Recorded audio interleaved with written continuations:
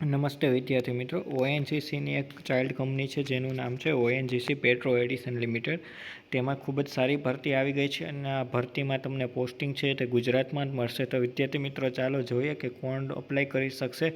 તો વિડીયો છેક છેલ્લે સુધી જોઈજો, વિડીયોને લાઇક કરી દેજો અને ચેનલને સબસ્ક્રાઈબ કરી દેજો. તો વિદ્યાર્થી મિત્રો, જે ઓએનજીસીની ચાઇલ્ડ કંપની છે જેનું નામ છે ઓએનજીસી પેટ્રોલ એડિશન લિમિટેડ, એટલે કે એને ઓપાલ કહેવામાં આવે છે, તેમાં ભરતી આવી ગઈ છે અને આ ભરતી છે તે એપ્રેન્ટિસની પોસ્ટ માટેની છે. તો વિદ્યાર્થી મિત્રો જોઈએ કે કેટલા લોકો અપ્લાય કરી શકશે. તો હવે એમાં અલગ અલગ પોસ્ટ છે, ટોટલ 7 અલગ અલગ પોસ્ટ છે. જેમાં ફર્સ્ટ છે ફિટર, જેમાં જે વ્યક્તિએ આઈટીઆઈ ફિટરમાં કરેલું હોય તે વ્યક્તિઓ તેમાં અપ્લાય કરી શકશે અને તેમાં વેકન્સી છે 5ની વેકન્સી છે. ત્યારબાદ છે બીજી પોસ્ટ છે કેમિકલ પ્લાન્ટ, એટલે કે જે વિદ્યાર્થી મિત્રોએ એટેન્ડન્ટ ઓપરેટર કેમિકલ પ્લાન્ટ ટ્રેડમાં આઈટીઆઈ કરેલું હોય તે વિદ્યાર્થી મિત્રો આમાં ફોર્મ ભરી શકશે. ત્યારબાદ ત્રીજી છે ઇલેક્ટ્રિક, એટલે કે જે વિદ્યાર્થી મિત્રોએ ઇલેક્ટ્રિશિયનમાં આઈટીઆઈ કરેલું હોય તે વિદ્યાર્થી મિત્રો આમાં ફોર્મ ભરી શકશે. ત્યારબાદ ઇન્સ્ટ્રુમેન્ટ, એટલે કે જે વિદ્યાર્થી મિત્રોએ ઇન્સ્ટ્રુમેન્ટ મિકેનિકલ કેમિકલ પ્લાન્ટમાં આઈટીઆઈ કરેલું હોય તે વિદ્યાર્થીઓ ફોર્મ ભરી શકશે. ત્યારબાદ છે મિકેનિક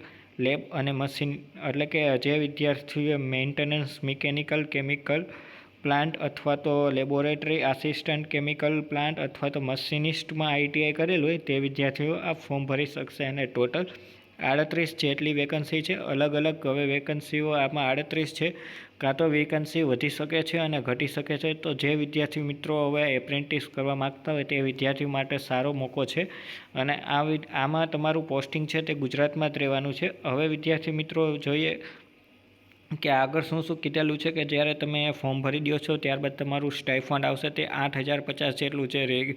રૂલ્સ એન્ડ રેગ્યુલેશન છે તેટલું તમારું સ્ટાઇફંડ આવશે અને વિદ્યાર્થી મિત્રો તમારું જે પોસ્ટિંગ હશે તે ગુજરાતમાં જ રહેશે. હવે વિદ્યાર્થીઓ આમાં કીધેલું છે કે કેટલા લોકો એલિજિબલ છે.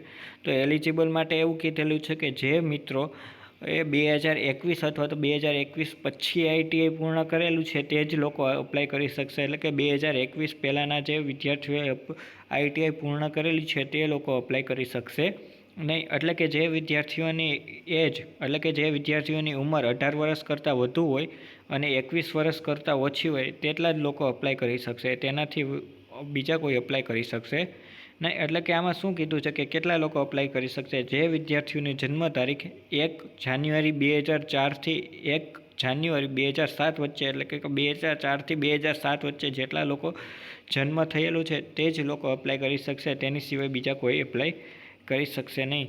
હવે આગળ જોઈએ તમારે ફોર્મ કઈ રીતના ભરવાનું છે. તો તમારે શું કરવાનું છે કે જેટલા ડોક્યુમેન્ટ હોય તે બધા ડોક્યુમેન્ટ ભેગા કરીને એક મેલ આઈડી છે કે જે મેલ આઈડી હું તમને કોમેન્ટમાં જણાવી દઈશ, એ મેલ આઈડીમાં તમારે મેલ કરવાનો રહેશે અને લાસ્ટ ડેટ છે કે 4 જાન્યુઆરી 2025 સુધીમાં તમારે મેલ કરવાનો રહેશે. ત્યારબાદ તમે મેલ કરી શકશો નહીં.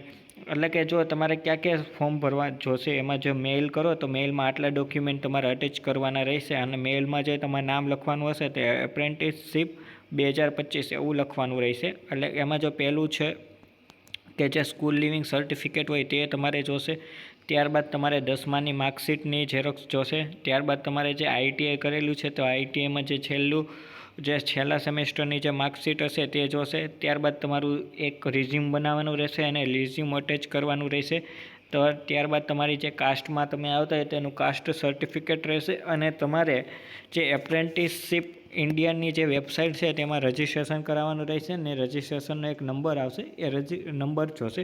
હવે વિદ્યાર્થી મિત્રો આટલા બધા ડોક્યુમેન્ટ બધા ભેગા કરીને તમારે મેલ કરવાનો રહેશે અને મેલનું આ ઈમેલ આઈડી છે તો હું તમને કોમેન્ટ બોક્સમાં જણાવી દઈશ. ત્યારબાદ જે વિદ્યાર્થી મિત્રો જેટલા વિદ્યાર્થીઓ સિલેક્ટ થશે તે વિદ્યાર્થીઓને ઈમેલ આવશે, તમારા મેલ ઉપર મેલ આવશે અને ત્યારબાદ આગળની પ્રોસેસ શરૂઆત થશે. તો વિદ્યાર્થી મિત્રો જો વિડીયો સારો લાગ્યો હોય તો લાઇક કરી દેજો અને ચેનલને સબસ્ક્રાઈબ કરી દેજો. આભાર.